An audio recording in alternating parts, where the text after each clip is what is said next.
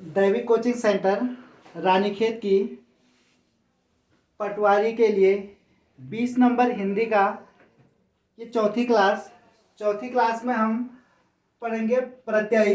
प्रत्यय का दूसरा रूप। तीसरी क्लास में हमने पढ़ा था प्रत्यय का पहला रूप और दूसरी क्लास में पढ़ेंगे आप प्रत्यय का दूसरा रूप। प्रत्यय दो प्रकार का होता है। कल हमने बात की थी कृत प्रत्यय पर। कृत प्रत्यय जो होता है धातु में लगकर जो बना शब्द होता है वो कृत प्रत्यय का होता है। आज हम बात करेंगे दूसरा प्रकार कृत प्रत्यय का। दूसरा प्रकार होता है तद्धित प्रत्यय। कृत प्रत्यय का दूसरा प्रकार तद्धित प्रत्यय। जो तद्धित प्रत्यय होता है इसकी जो पहचान होती है ये क्या होता है, संज्ञा, सर्वनाम, विशेषण,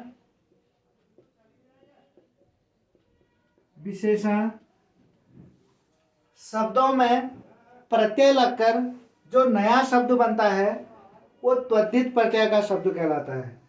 संज्ञा, सर्वनाम, विशेषण में प्रत्यय लगकर, में प्रत्यय लगकर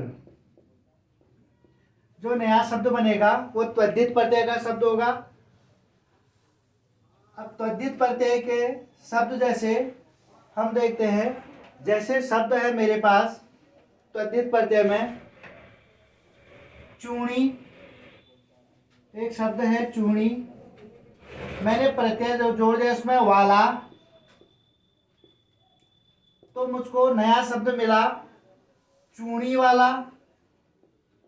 चूड़ी वाला, तो चूड़ी वाला तद्धित प्रत्यय का शब्द होगा। तो चूड़ी वाला तद्धित प्रत्यय का शब्द होगा। अब आगे बात करते हैं, इससे आगे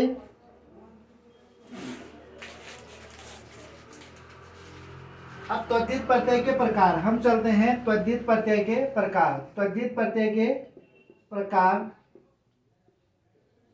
तद्धित प्रत्यय का पहला प्रकार होता है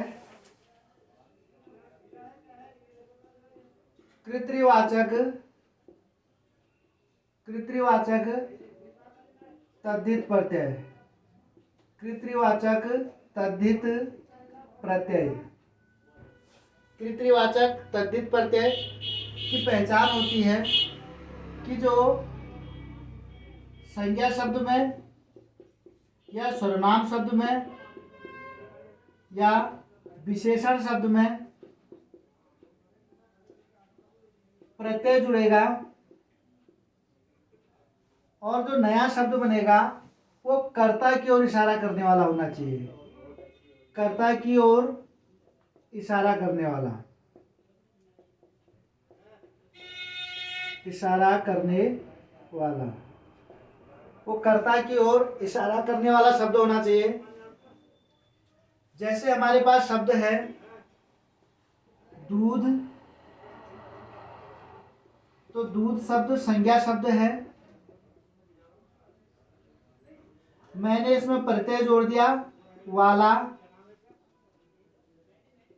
तो नया शब्द बन गया दूध वाला। तो दूध वाला जो शब्द है कृत्रिवाचक तद्धित प्रत्यय का शब्द है। ये इसका पहला प्रकार हो गया, तद्धित प्रत्यय का पहला प्रकार। दूसरा प्रकार तद्धित प्रत्यय का दूसरा प्रकार होगा वही शब्द संज्ञा, सर्वनाम, विशेषण में जुड़कर बनेगा। तद्धित प्रत्यय का दूसरा प्रकार होता है हमारा भाववाचक तद्धित प्रत्यय। भाववाचक तद्धित प्रत्यय। अब भाववाचक शब्द संज्ञा, सर्वनाम, विशेषण शब्द में शब्द जुड़ करके नया शब्द जो बनना चाहिए वो भाववाचक बनना चाहिए और इसीलिए वो भाववाचक तद्धित प्रत्यय का शब्द कहलाएगा। जैसे इस बार हम सर्वनाम शब्द से देखते हैं। सर्वनाम शब्द संज्ञा के बदले बोला गया शब्द सर्वनाम कहलाता है। तो सर्वनाम शब्द जैसे अपना शब्द सर्वनाम है, अपना, मैंने इसमें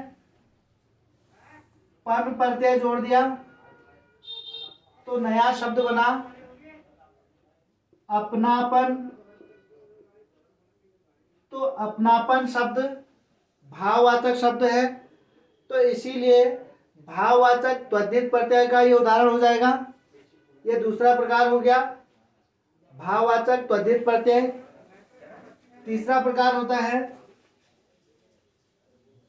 इसका तीसरा प्रकार होगा,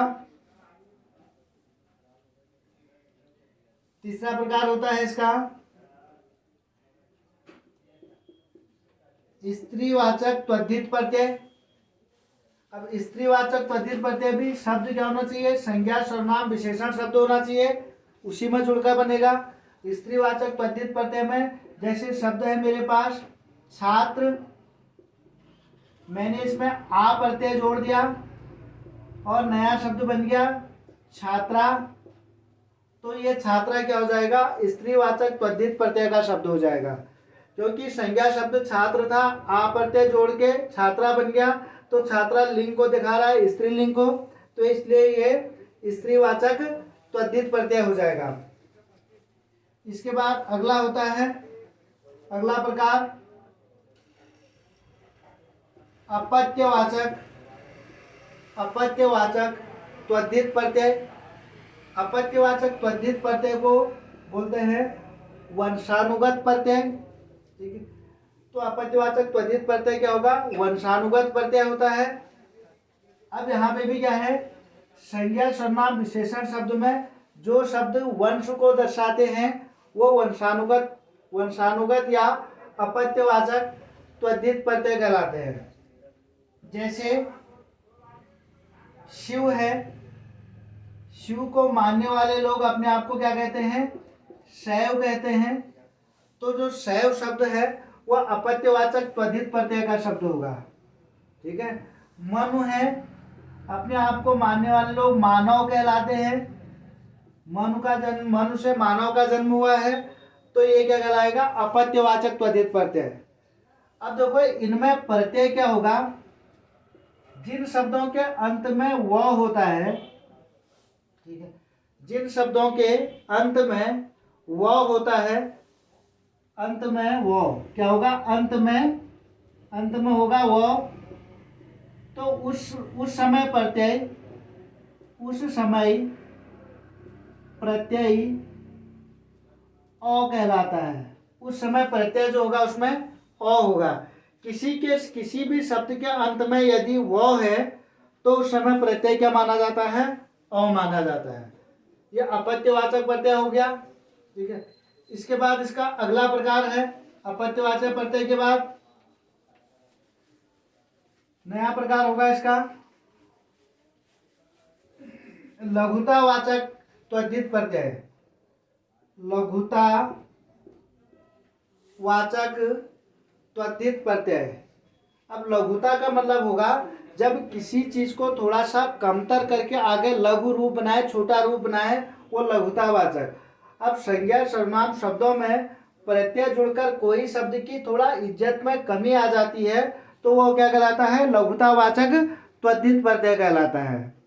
ठीक है, लघुतावाचक त्वरित प्रत्यय के रूप में देखिए शब्द क्या होना चाहिए, त्वरित प्रत्यय में संज्ञा सर्वनाम विशेषण के रूप में होना चाहिए। अब देखो लघुतावाचक त्वरित प्रत्यय में हम देखते हैं, जैसे हमारे पास शब्द है ढोलक। शब्द क्या है, ढोलक। हमने इसमें या प्रत्यय जोड़ दिया तो नया शब्द क्या बन गया, ढोलकिया। तो नया शब्द क्या बन गया, ढोलकिया। तो ढोलकिया शब्द से जो इज्जत में थोड़ी कमी आ रही है इसलिए उसे लघुतावाचक त्वरित प्रत्यय कहा जाएगा। ठीक है, तो इस प्रकार क्या होते हैं, त्वरित प्रत्यय के रूप होते हैं। तो आज की क्लास के लिए यहीं पे से समाप्त करते हैं। अगली वीडियो में कल मिलेंगे। दैविक कोचिंग सेंटर प्रतिदिन 20 नंबर के लिए आपको हिंदी की क्लास देगा और लगातार पूरे कॉन्सेप्ट को पूरे सिलेबस के आधार पर लगातार हिंदी के साथ साथ अन्य टॉपिक को भी लगातार देते रहेगा। आज के लिए धन्यवाद।